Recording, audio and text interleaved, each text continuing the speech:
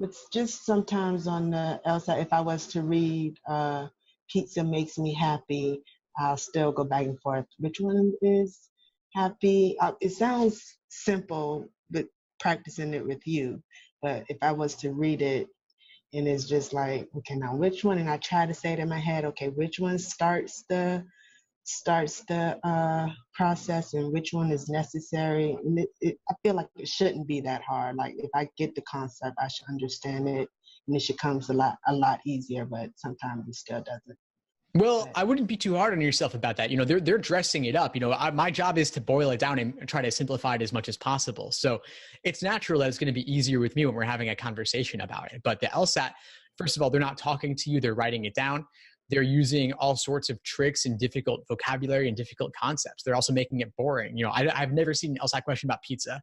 I have seen one or two about pizzerias and coupons. There's a tough question on that. But just straightforward, simple things like this, they don't tend to do that very often.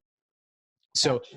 I'd be thinking more about just leveling up bit by bit. And so you could start off doing some simple drills with conditionality and some of the easier logical reasoning questions and then move up from there. But there's a lot of ways they'll make things more complex. Like they'll require you to take the contrapositive. They'll require you to link together multiple conditional statements. They'll use more uncommon conditional indicator words. They'll also use words like unless, except, until, and without, which are a whole nother category of things. And so there's a lot going on that they'll do. And so a more difficult question, like one in the late teens or early 20s in a logical reasoning section, they'll actually have maybe 5 tricks in a single question. And so if you fall for any one of those 5, you could get it wrong, even if you understood the other 4. Gotcha. So I'd say start off with the first 10 and just as an exercise, draw out every conditional that you see. One other thing related to this I want to touch on just before we wrap up is the idea of evidence and conclusion as well, because that kind of relates to this also. Right.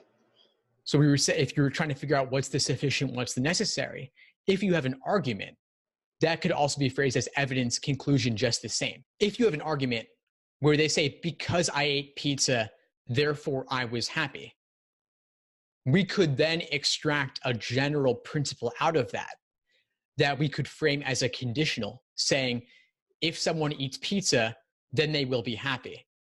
If that general principle were valid, that could then be applied to the specific argument in the stimulus with the because, therefore. So evidence is kind of parallel to the sufficient condition, and the necessary is kind of parallel to the conclusion. Okay. Because the evidence is the kind of the Kickstarter, Right. and the conclusion is the result. Okay, that makes sense. So try to see if you can apply that sort of insight to these logical reasoning questions and see if it unlocks things a little bit. Okay, sounds good.